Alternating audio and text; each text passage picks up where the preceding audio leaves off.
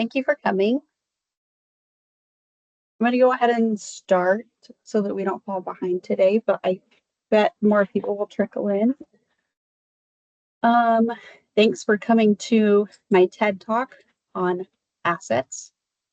I just want to start by saying I know that for some of you, this topic can be difficult, especially when you're not a fleet manager. Maybe you are a grant writer or a grant manager or a program manager. But unfortunately, federal assets, you can't get away from them if you're accepting federal grant money, and federal assets have a longer trail, so to speak, than federal funds in general do. So we have to learn about how to manage and track those assets according to the federal government and what rules come along with that. And I'm also going to talk today about the best ways to protect yourself and your agency when dealing with federal assets is to have good policies in place and follow those written policies and train your staff on where to find those answers. So I want this lecture to be a little more interactive than my past ones, so I will pause and ask you guys questions and open it up for little discussions, because I think it's helpful when dealing with this topic to find out how other agencies are managing their assets, what other agencies do for policies and vehicle inspections and things like that, because every agency has the freedom to handle this stuff a little bit differently as long as they're following the federal guidelines. So we will have some opportunities to discuss and hear from some other agencies today. So the main thing we're going to go over is the FTA Fleet Inventory Sheet. If you have applied for the 5310 grant or you've had a site visit, you know what that sheet looks like. It's a spreadsheet, and we will go over the different required fields in that spreadsheet and what has to be on there. We will discuss what condition ratings are and the disposal action and other terms that are used in the fleet inventory sheet. We will talk about RidePilot Lite a little bit. I'm not going to do a whole training on RidePilot, but we're going to talk about how RidePilot is utilized to help you in meeting those reporting requirements and tracking your assets, and how you can use it to track insurance and warranties and use it for your preventive maintenance plan requirement that the FTA requires of you. We're going to talk about other types of inspections and inventory and what that is, and we'll slightly touch on the TAM plan. Some of you may not have heard that, and that is totally okay, but certain agencies have to do a TAM plan, and so I will talk about which agencies those are. We'll discuss policies and best practices a little bit, and how to have policies to make sure your asset inventory is being updated or your fleet inventory is being updated regularly, how to safeguard those federal assets and prevent loss, theft, and damage, and how to maintain and manage your assets. And what do those best practices look like, and what do other agencies do? By the end of this training, I hope that you will have a better understanding of the fleet inventory and what each field means. Understand that the federal requirements, what the federal requirements are and where to find them, and how we offer RidePilot for you as a free and tool and easy solution to help you meet some of those requirements that are in the uniform guidance. Understanding different types of inspections and inventory that UTA does, and having some ideas on how to improve the security of your assets and strengthen your policies.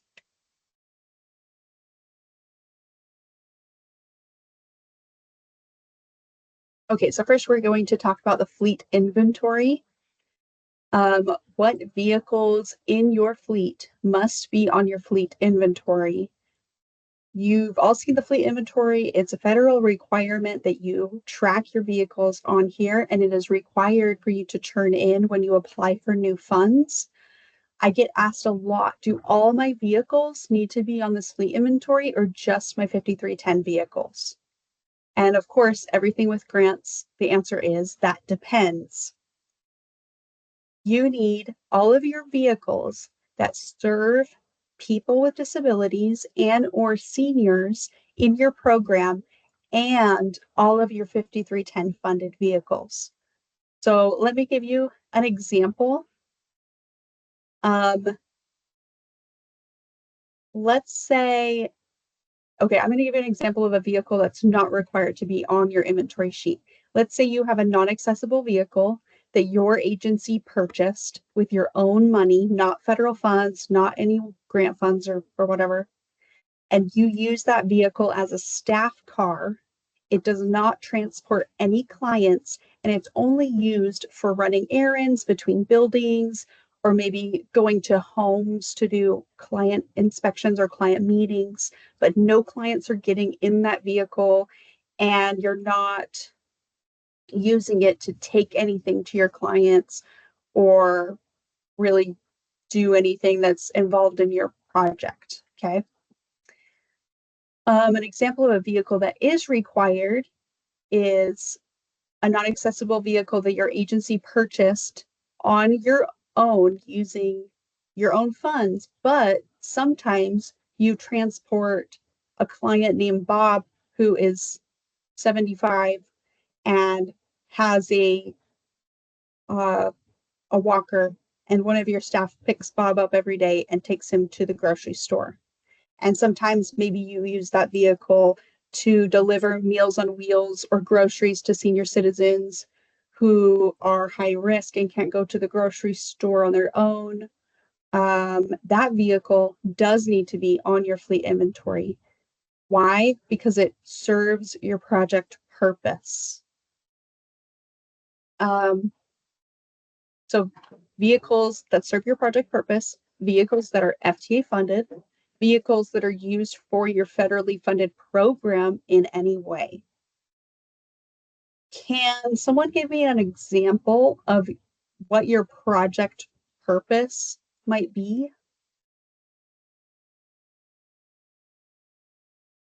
Anybody? I'm going to ask you questions in this Lunch and Learn. So if you can unmute and speak up, feel free. I can't see the chat because I have too many windows open. So sorry about that. Oh, you're good. Project purpose could be providing transportation to low-income clients who are disabled or elderly. Yes, so that could be, and maybe are you receiving operations funding for that program? If you are, that would be your project purpose that you applied for funding through the 5310 grant program. So let's say your project for 5310, you get operations funding and a vehicle, and your project is daytime activity center for people with disabilities age 10 to 18. But maybe your agency has another program that also serves kids age 10 to 18 that are not disabled. But my project purpose for the project I got federal funding for is the program that only serves the children with disabilities. So that is my project purpose. So if I'm using a vehicle for this other program and the two do not intermingle and I have separate fleets for them, then I don't need to worry about those vehicles that are serving this other project because those clients are not eligible for 5310 funding or eligible for the 5310 program. I hope that makes sense. So another question is, what if I use a 5310 funded vehicle for something that is not my project purpose, but typically it is in that project, but maybe I take it out and I use it for that other program because one of their vehicles broke down, or maybe my fleet serves multiple programs. You would count that as an incidental trip. An incidental trip, as you have hopefully learned in the post-award training, unless you're a new applicant this year and haven't done post-award training yet, which you will learn more about when you do your RidePilot training.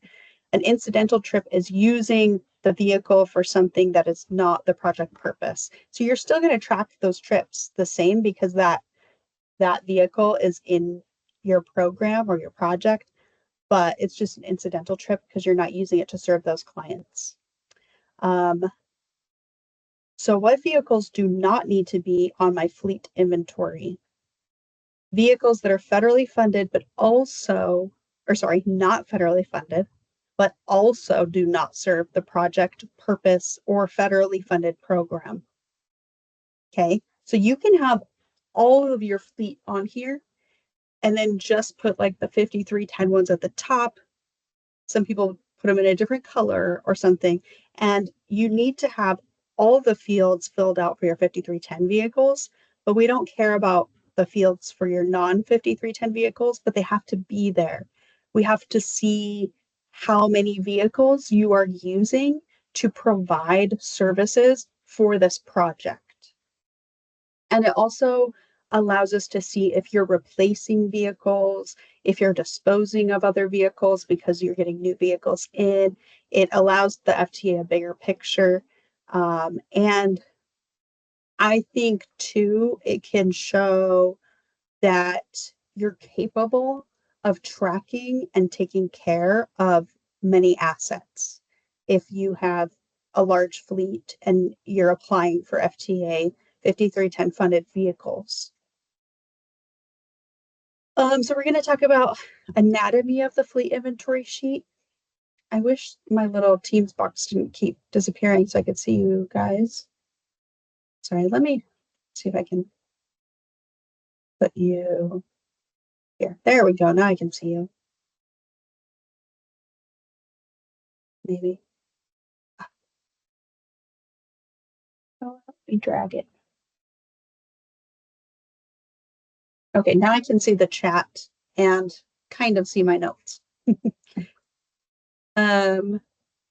Okay, so we're going to go through the anatomy of the fleet inventory. So we're going to walk through each of these headings. First of all, the title of this sheet, I've gone back and forth on what to call it so that people understand what it is. You can name it whatever you want as long as we know what we're talking about. We're talking about the same thing. The FTA fleet inventory, you could call it your asset inventory. You can call it fleet inventory and 5310 assets, whatever you want to call it. You can use different colors. You can add more headers if you want. That's fine as long as you have the information that we require to send to FTA. So first off, the vehicle ID. This can be whatever your agency uses to identify your vehicle. I recommend using the same naming convention that you use in RidePilot. So if in RidePilot your vehicle is van 1, then call it that on your vehicle ID. Another idea is what UTA does. We use the last 6 or 7 digits of the VIN for our vehicle ID, but then for our UTA fleet, our like non-revenue vehicles that our staff uses, we assign them with a number, and the number is put on the outside of the vehicle with a sticker. So that's how we identified those vehicles. Vehicle type. This should be cutaway bus or sedan or truck, just a basic description of the vehicle. If you want, you could also put non-ADA, but there's going to be a field where we ask that. Model year, 2022 Ford Transit as an example. So just the year of the vehicle and the model. Date placed into service. This is an important date. This date should also be in your quarterly report when you've received the vehicle and you're giving us an update. Hey, I got the vehicle. We got the license and everything figured out of the DMV, and we put the vehicle into service on this date. That date can also be put into RidePilot. You can put it in the compliance area, I think it's called. And then We use that date to determine the useful life of the vehicle. We don't go by the date that we got it. We don't go by the date we gave it to you, but the date that you place that vehicle into service and it started serving clients starts the clock on the useful life. That's why that date is important. Mileage is self-explanatory. The odometer reading, 5310 funded, yes or no. In this sheet, that should never change. It's always yes or no, like yes, it's 5310 funded, and then you never change it. Currently, as it stands in RidePilot, I know that's confusing because I have to turn that off so that it won't show up on my 5310 reports if it's met its useful life. So we're hoping to fix that in RidePilot so it's not confusing. But on your sheet, you should always track if it's a 5310 funded vehicle. Okay. And if you're not sure, you can ask us. We have our own FTA fleet inventory because we also have to keep all of this information. So we can look that up for you.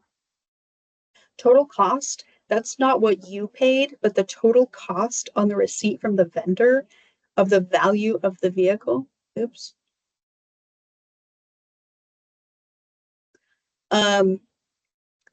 When Eric Hawker from UTA emails you your local match invoice that says, bring a check for this amount to pick up your vehicle, he also attaches another document that is the receipt from the vendor. And both of those documents need to be uploaded into Zoom Grants after you receive your vehicle to show what you paid in match and what the total cost of the vehicle was from the vendor. So then you should put that on your fleet inventory sheet and then put the percentage of what the FTA paid for that vehicle. So typically it's 80%. The federal percentage should typically be 80% on an asset. Can someone give me an example of when it would not be 80%?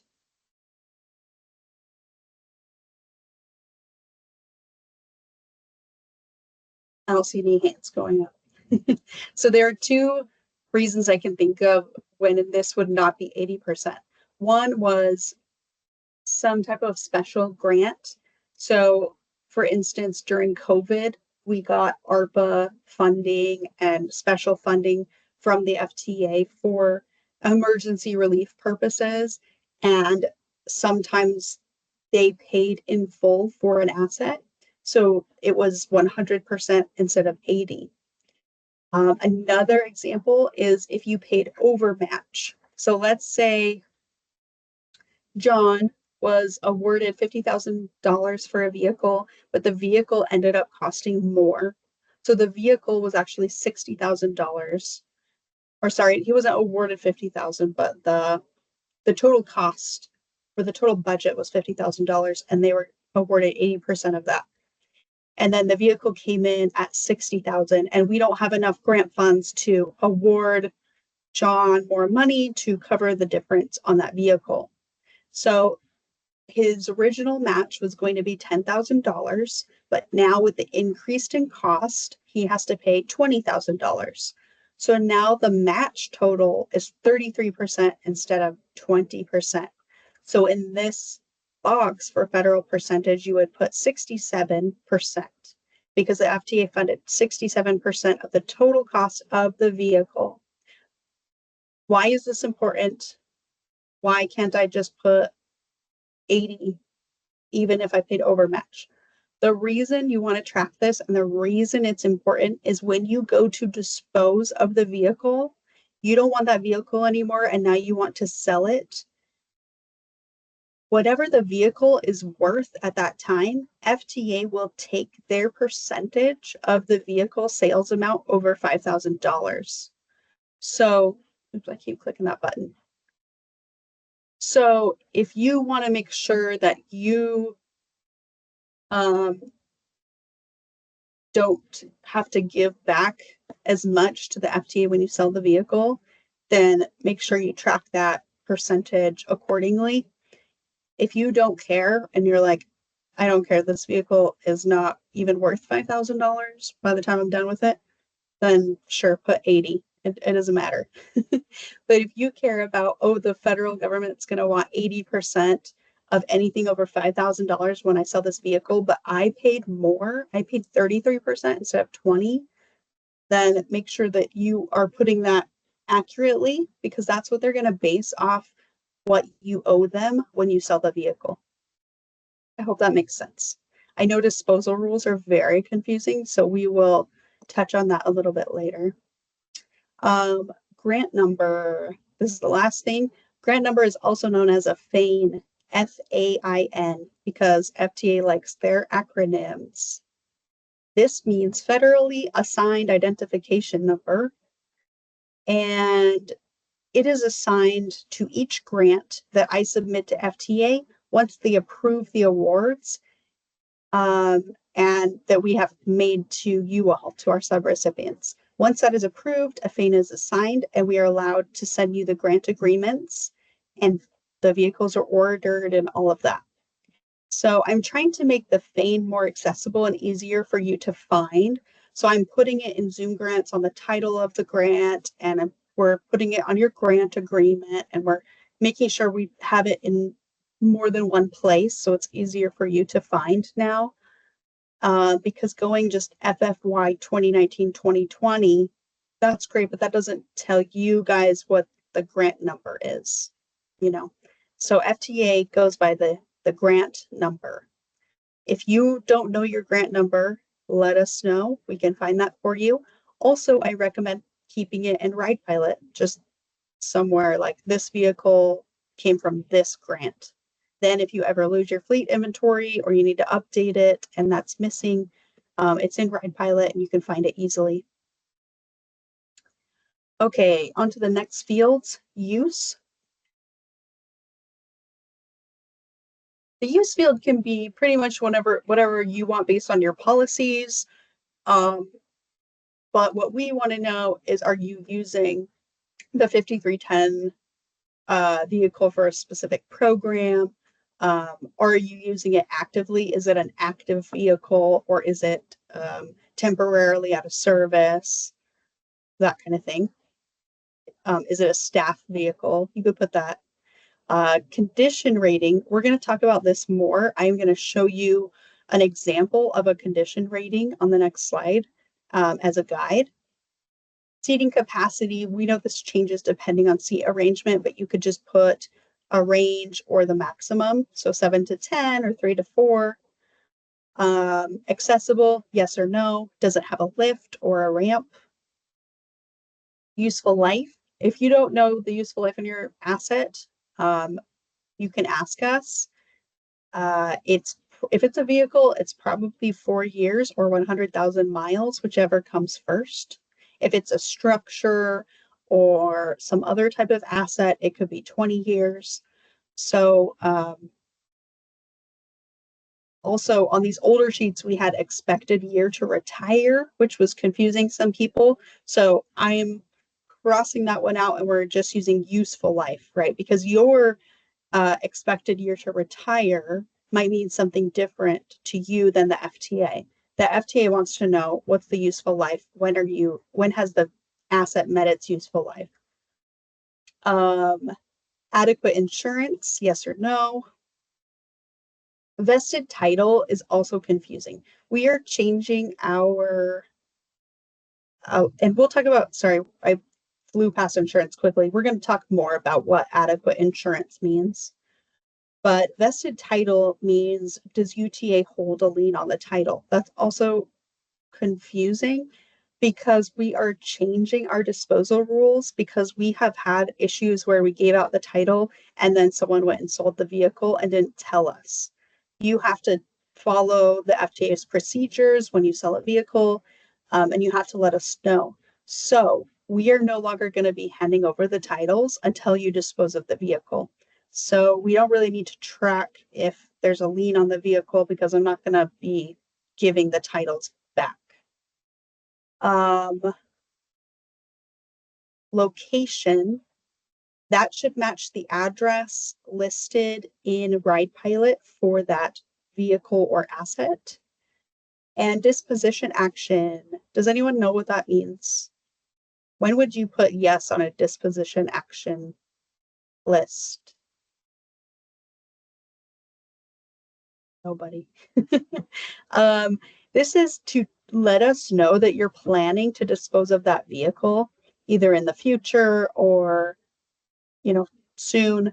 Maybe you're done with it. It has too many issues. You've decided the condition is too far. It's surpassed its useful life, and you're ready to get rid of it.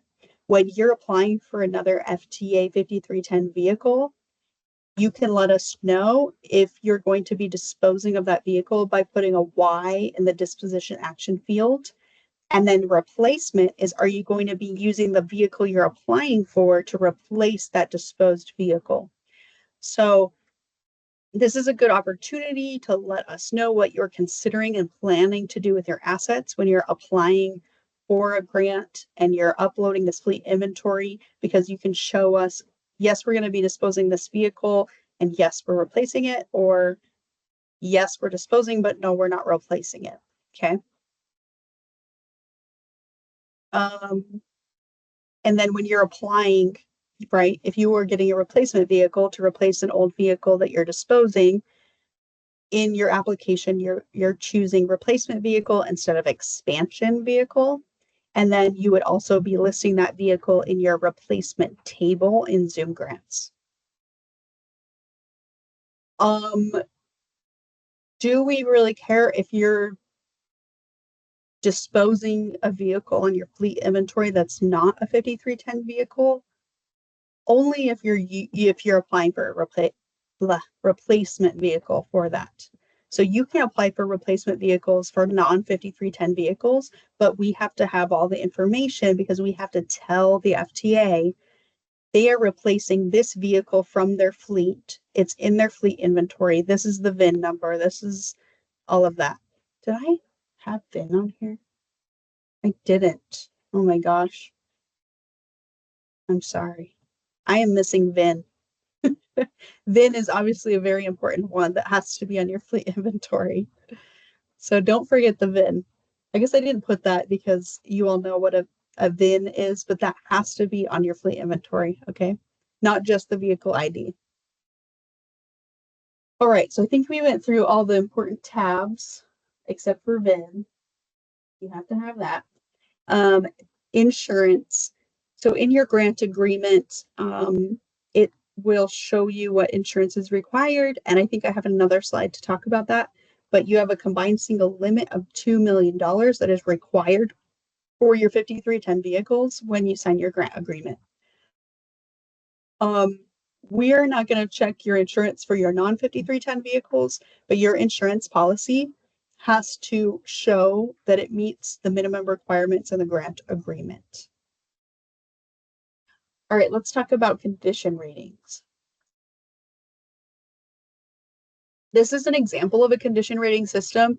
This is the one I believe UTA uses. It's pretty much very basic condition rating system using numbers.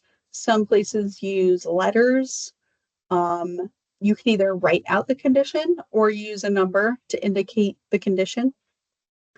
You can use whatever condition rating system you want as long as it is used every time for all of your inventory assets, and we know what condition rating system you're using. So either you have another tab in your fleet inventory sheet that has your condition rating system, or you provide us with your agency's policies on your condition rating system for your assets. But this is an easy one that I recommend using. Pretty standard.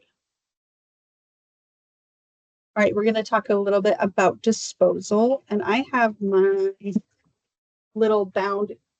Oh, it's blurring it. This is my uniform guidance book. Come on, camera.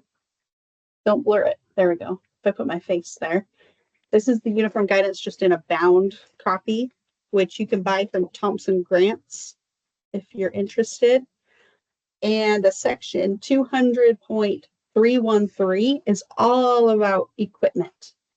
So I couldn't put all of that in a slide because it's pretty long. But if ever you need more information on federal assets, you can find the section in 2 CFR, Part 200, or 200.313, equipment is the title of that section. And there's also a section for supplies and then a section for property. Most of you don't have federal property, so we're not going to get into federal property, but we're going to focus on equipment today. Disposal rules are provided to you or have been in the past. We've provided them to you when you receive the title for your vehicle because it's met its useful life.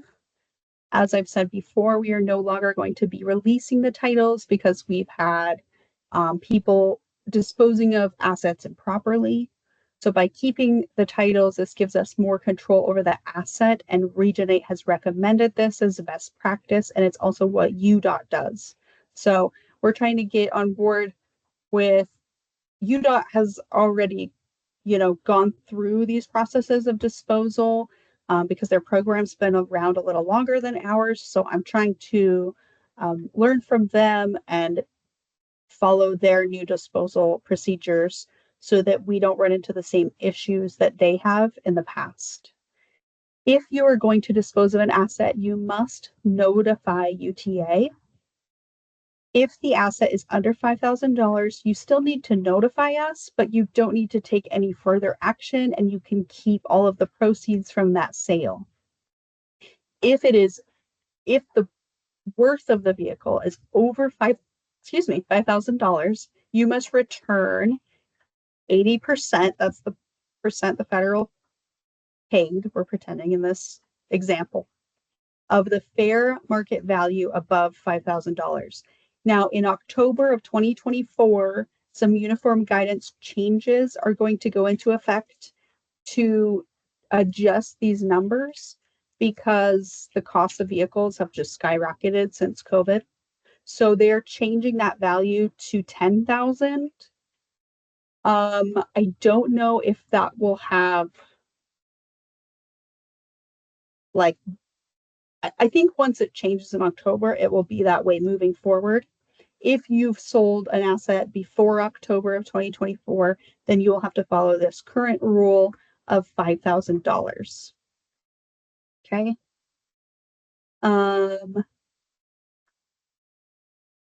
What else did I not cover? I think that's it.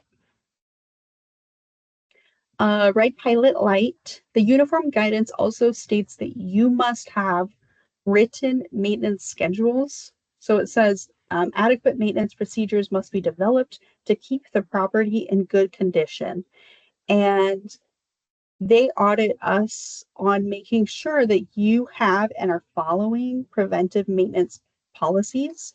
So that is one of the things we use RidePilot for that makes it so much easier for us to help you meet that guideline and for us to make sure that you're actually doing it on time and you're keeping those assets in good condition. So we offer RidePilot Lite as a way to help you meet your required maintenance tracking. We also offer trip and ride tracking through RidePilot Lite to help you with your quarterly reporting and your annual reporting numbers. RidePilot was a program that we had developed specifically to help agencies like yourselves so that you won't have to purchase expensive software or figure out how to track that stuff on your own. The uniform guidance states that preventive maintenance plans or schedules should be within 20% of the manufacturer's recommended timelines and should include any required warranty service or inspections. Record keeping should include a file with copies of all procurement documents, such as the purchase order, manufacturer specifications, warranty, and a schedule of inspections, service, and repairs which were done for the equipment and or vehicle. These records must be maintained as long as the equipment/vehicle is used in the service or program it was purchased for, plus 3 additional years. That's a mouthful, but that's what it says in the uniform guidance. And what that means is that there's a lot you have to track on these assets. So we give you RidePilot to help you with that. We give you Zoom grants to help you with that as well. But if you don't have policies, procedures in place to keep those updated and keep those looking good, you might fall behind and get in trouble with these equipment rules when it comes to federal assets and making sure that you have all of that documentation and that you're tracking all of it. As far as the purchase order stuff, we track that for you, right? Because we are procuring the vehicles for you. As far as warranties, insurance, inspections, all of that, that falls on you all. And you have to make sure that that's updated and kept in RidePilot. And so that you don't have to keep paper files of all of this stuff. So, and it also allows us to check it, right? So that's why RidePilot is great and awesome. And we love having that as a tool. A little more about RidePilot Lite. If your drivers or fleet manager are not directly entering their trips, you need to have someone assigned to enter trips on a weekly basis or daily basis. If you are reporting your trips less than once a week, you're not in compliant with UTA's policies of tracking the vehicles. So we use RidePilot as a tool to ensure that the vehicles are being used, to ensure that we are preventing a loss and damage of assets, and ensure you are meeting your maintenance requirements. Because we also have to follow the uniform guidance and make sure we're following the rules and make sure you're following the rules, right? We also run quarterly reports, just so you know. We do internal quarterly reports to make sure that you're all reporting stuff. And so if we see any issues, our compliance officer reaches out to you quarterly and lets you know that you're behind on something. And now that we have a new compliance officer, we can get back on track with that.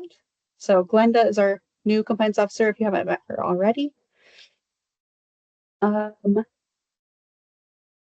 there any questions about RidePilot stuff? I think most of you already use RidePilot. You're already trained and you know, but if you have a question, let me know.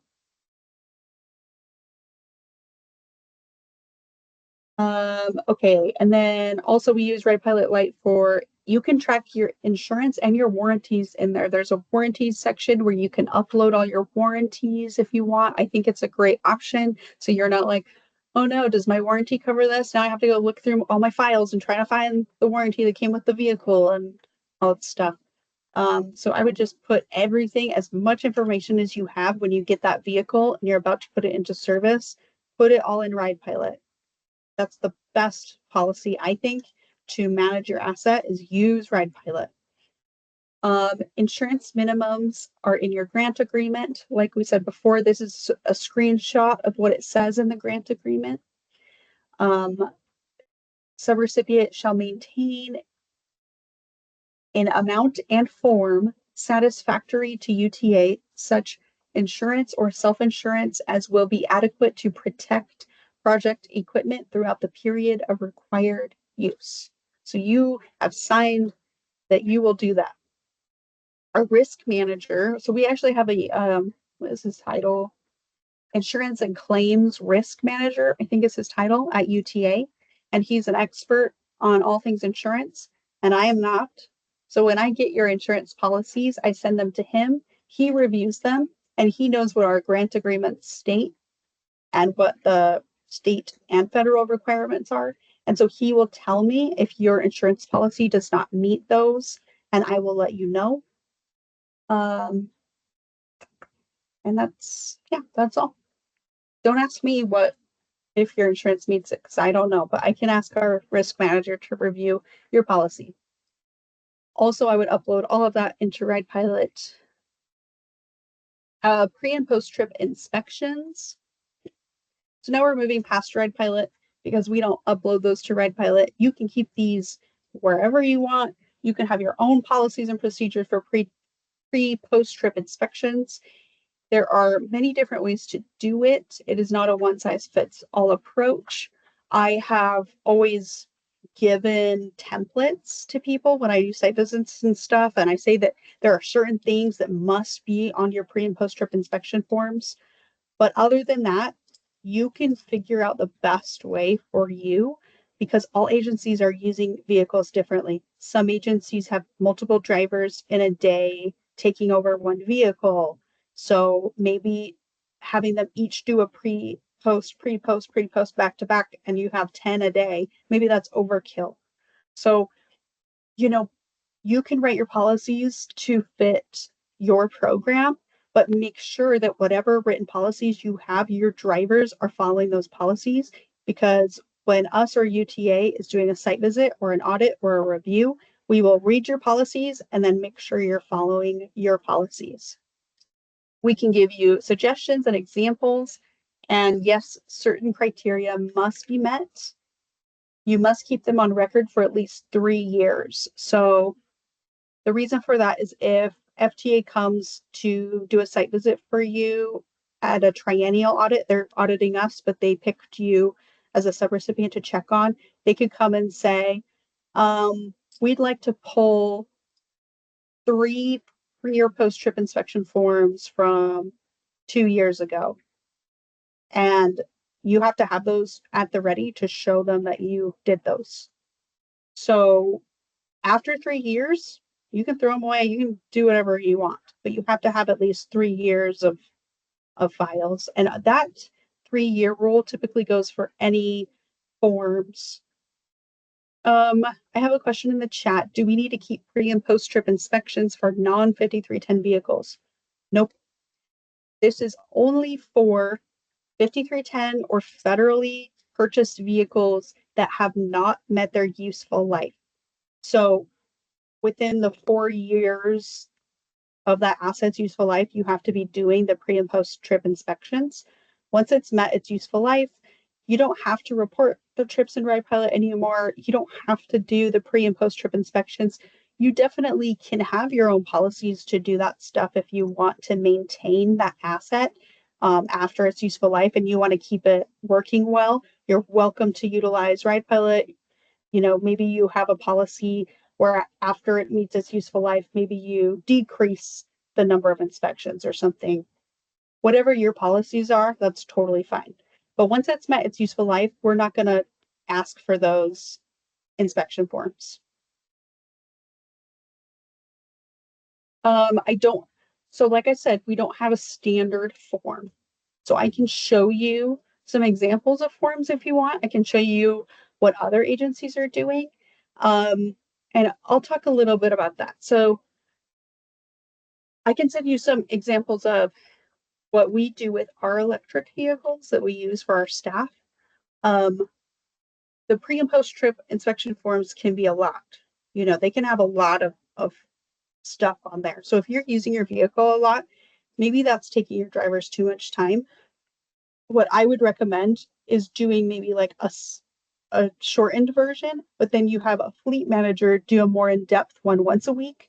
And then maybe you have your fleet manager do an even more in-depth one once a month. As long as the things on the vehicle are being checked and someone is paying attention and someone is fixing things as soon as they're broken and as soon as they happen, and you're keeping the vehicle in good condition and you have the information that you need to fill out RidePilot, then your forms are good. Everyone's asking for a copy of the form. I don't have a specific form. I have some examples that I can show you. But again, your agency can change those if you want. I can give you the form that Robert Rigby uses. I can give you the forms that we use internally to show you examples. So I would say the form that Robert Rigby uses when he does a vehicle inspection is very thorough. I would recommend doing something like that once a quarter or something.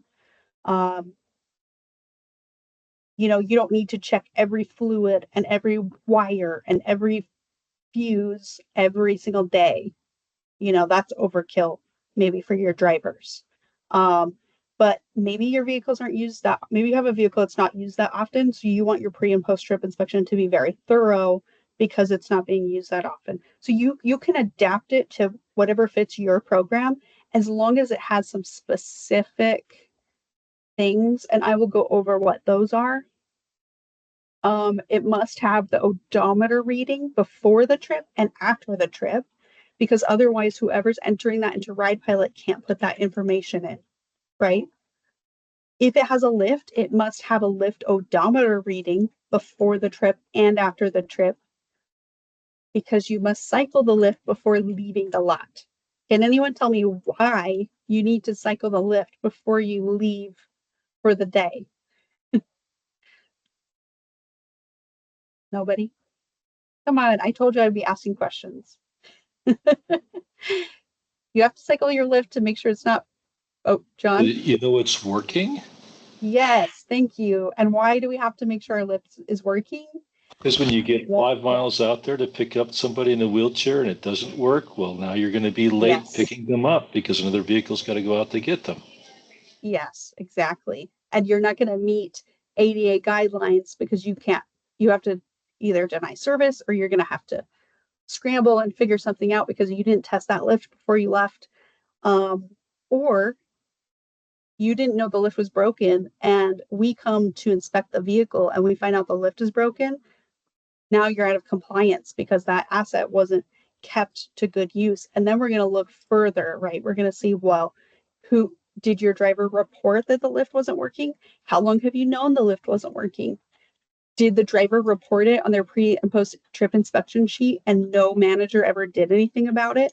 Those are the kind of things we're going to start looking for if we see that your lift is broken, right? Because that indicates something's wrong with the policies, something's missing. Okay, so either you have it on your inspection sheet or it's just in your policies and your drivers know they have to run the lift one cycle before they leave to make sure the lift is working. If it's not working, that gives them an opportunity to report that, to take it out of service, to get fixed, whatever your policies are to handle that. I also recommend having a place where drivers can add notes, so they can, if something's not on the sheet, but they need to tell you about it, that gives an opportunity. And make sure you have a policy that somebody is reviewing these and reading these, right? It's kind of useless if we're asking you to fill out these trip inspections and they go into a basket and no one ever looks at them. This is a tool for you also to check and make sure that these vehicles are being run properly and being taken care of while they're within their federal useful life. Make sure your policies outline whose responsibility it is. Okay. I have an example. Let's say, okay, let's say you have a manager assigned, a fleet manager, who reviews the pre and post trip inspection forms once a week when he puts everything into RidePilot. He notices that someone complained that the wipers on a vehicle weren't working. So the fleet manager went and bought some new wipers, right? And the next day he hands them to the driver that complained about the wipers and said, here's your wipers. Here, go put them on. And the driver says, thanks. And then just puts them in the trunk. And then the next week, the fleet manager is reading the forms again. People are still complaining about the wipers, but the fleet manager is like, I gave so and so the wipers, so they're fixed now. What's wrong with that? How can they improve their policies to avoid that? I think it's good to have some duplication oversight, right? So, like, whose responsibility is it to put the wipers on? Is that in your policies? Or did they just hand it to the driver and they expect the driver to do it? And the driver's thinking, that's not my job, right?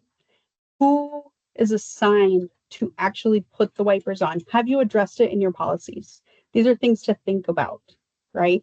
You can't just expect everyone's going to take care of the asset as if it's your brand new sports car. Okay, you have many people using these vehicles, so you have to have good written policies and you need to enforce them and make sure they're being followed. So these are things to think about.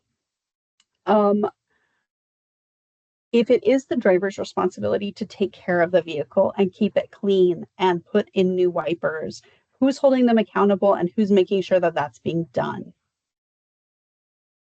It's really good, I think, to have a fleet manager also be doing inspections, not just your drivers. The pre and post trip inspections that the drivers do can only get so far. You should be having someone else at some point checking on those same vehicles. So whether it's monthly, quarterly, annually, we do recommend an annual one at least that is similar to Robert's, and I'll talk about that more. I think we're running low on time. I'll try to speed up a little bit. Okay, really quick, UTA inventory versus UTA inspection. We do something called asset inventory and we do something called vehicle inspections. They are separate. The UTA inventory is something we do, basically the same thing you do when you update your asset inventory and fleet inventory sheet. UTA has to do the same. We have a ton of federal assets. So UTA, every 2 years, we all have to go out and we have a computer program that tells us where the asset is, and we take a picture of it and it uploads to the cloud and goes whatever, tells the asset manager that the asset's there. So we do that every 2 years as our own asset tracking. And we also have to take photos of the ones that have met their useful life to ensure that you still have that asset. I think I might be wrong on that. We might not have to do that, but we check them when we're there and make sure that you still have them. UTA vehicle inspection, that's separate. The inspection, we do also every 2 years, but that will be either our compliance officer or our fleet manager, Robert Rigby, who will come and do an in-depth inspection of your vehicle. We try to schedule these at the same time as your site visit, but sometimes if you have a large fleet, you'll probably be seeing us for a vehicle inspection every year. Like if you have 6 vehicles, we'll do 3 one year and then 3 the next year and then alternate. So that we don't have to do 6 in 1 year. But we will reach out to you and let you know. We also highly recommend that in the off years, when we are not doing the vehicle inspection, that you perform your own inspection. We tried to make that mandatory for a little bit, but it was just hard for us to follow up and get people to send us the sheet to show us that they did it. So now I'm just recommending that you put that in your policies, that on the years we aren't inspecting it, you do a similar inspection. And if you want a copy of that form that Robert uses, I can give you that. It's a very thorough inspection form. And you probably actually have a copy of it if you've been in our program for a while, because Robert will send it to you after he inspects your vehicle. So you could pull either your last vehicle inspection forms or site visits. It's probably with that somewhere. Okay, TAM plan. TAM plan only applies to certain subrecipients. Basically, any subrecipient that operates public transportation.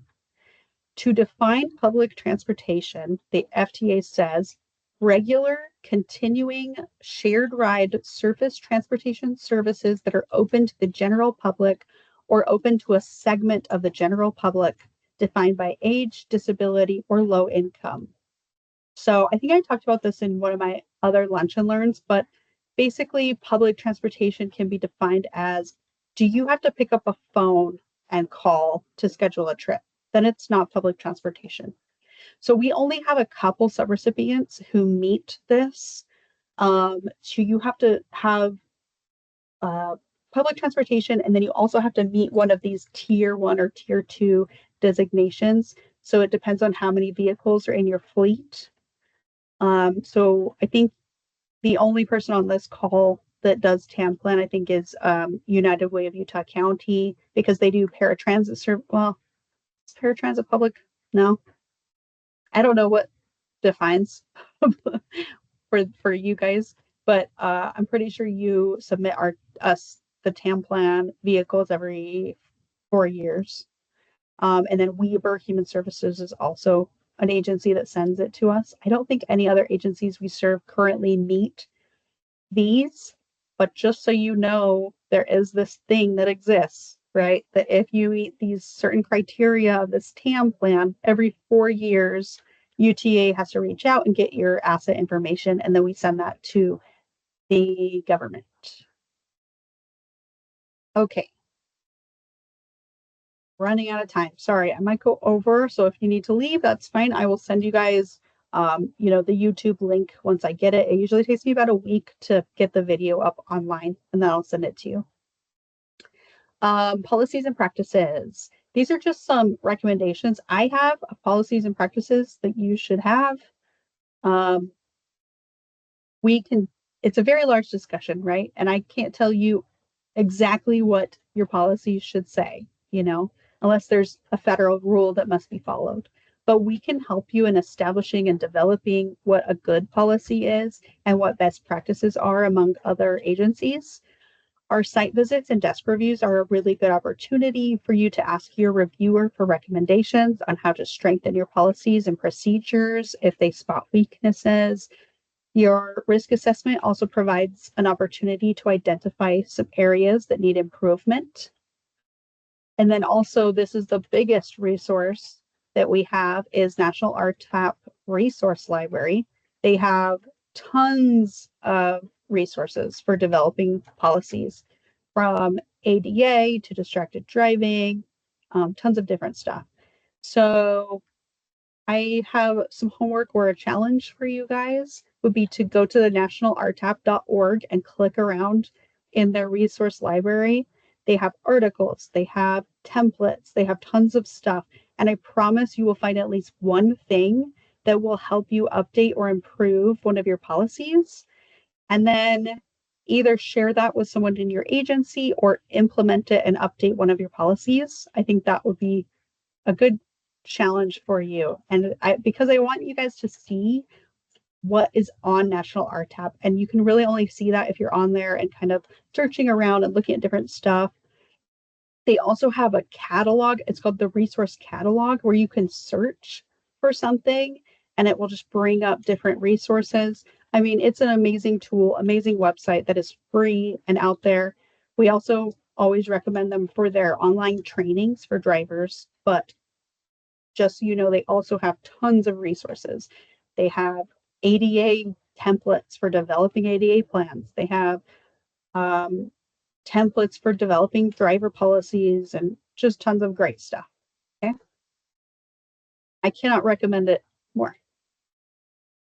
Okay, so some required policies. Your grant agreement has certain requirements in there that state that you need policies to cover these certain things. One of them is you must have a written policy for seatbelts, reporting and monitoring of the vehicles, driver training requirements. It states that in your grant agreement that you're agreeing to follow the driver training requirements as outlined by UTA.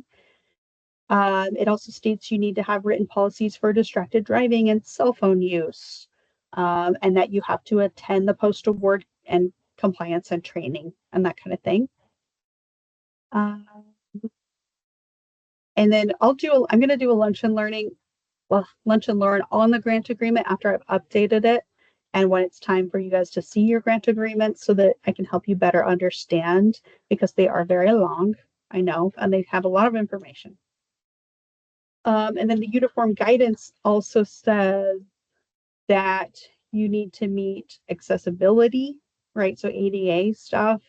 You need to have policies on ADA. You need to have an ADA plan. Training. You must have a training program for ADA requirements and passenger assistance and all of that. You need to meet the training that's in our vehicle management guide. Safety. You must have policies and document that drivers have valid licenses and that you are checking them annually, that you're doing first aid training, that vehicles have safety kits like first aid kits, fire extinguishers, bloodborne pathogen, all of that. Drivers and passengers must wear seatbelts, those types of policies. Drug and alcohol policies.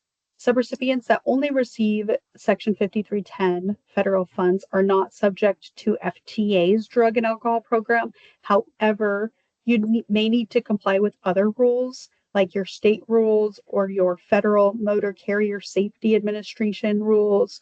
So you do need to have some type of policy on drug and alcohol. So those are just some examples of policies that either your agency has, and if you don't know, get familiar with them, or if you don't have them, talk about developing them so that you can meet the requirements. Updating your asset inventory. I recommend that you have a policy to update your asset inventory every year so that you can stay on top of it.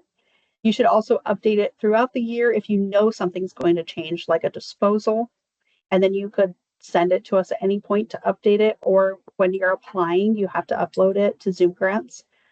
Your policy should also cover your condition rating system, which we talked about. Safeguarding assets. I think you should have policies to prevent loss, damage, and theft. Contacting UTA within 24 hours of an accident. You could track your federal assets by putting a sticker on the asset. I have some stickers that I made too to give people that says this is a federally funded vehicle. So we have stickers like that.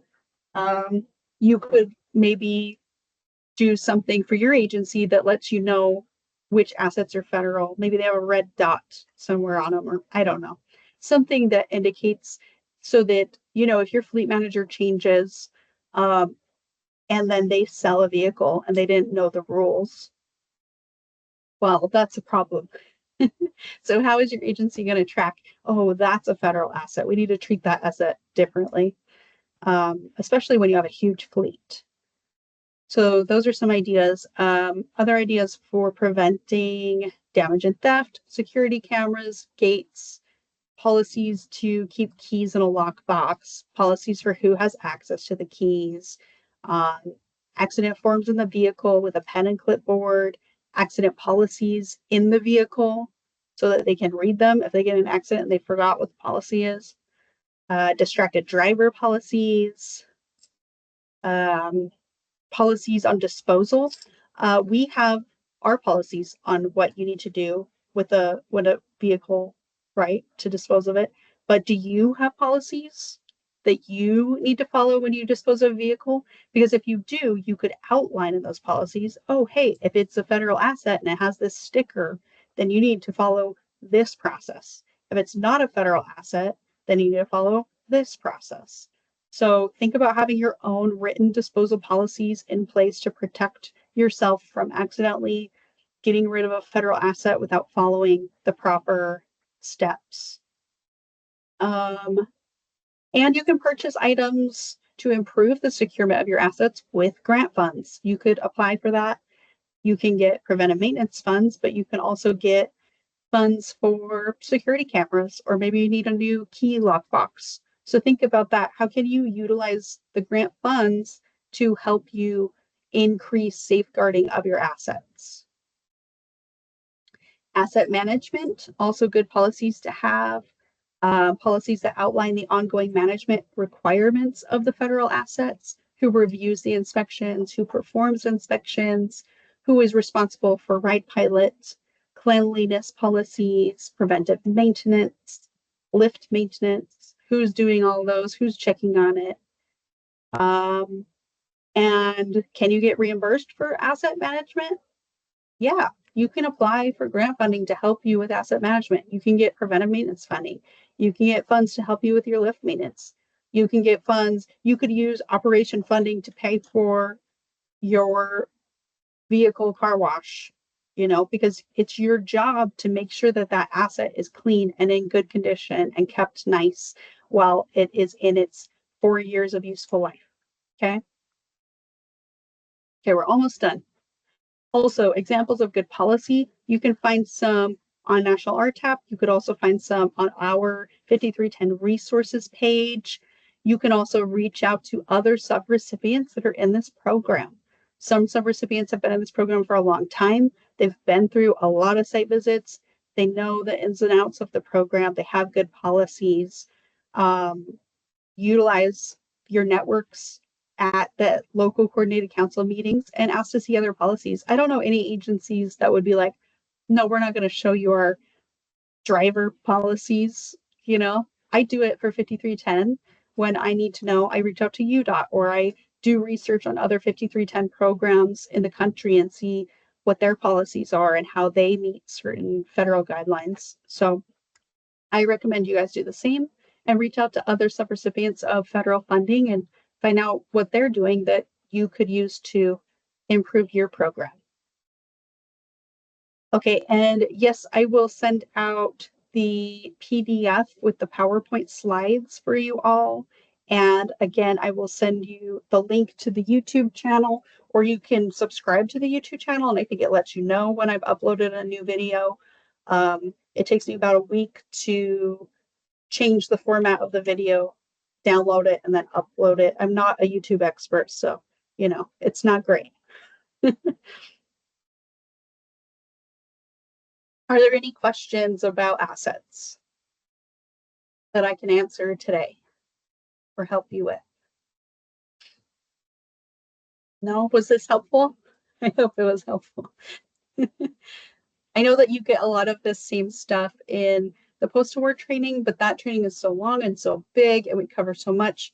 So I hope that this was helpful with just focusing on the assets and the tracking.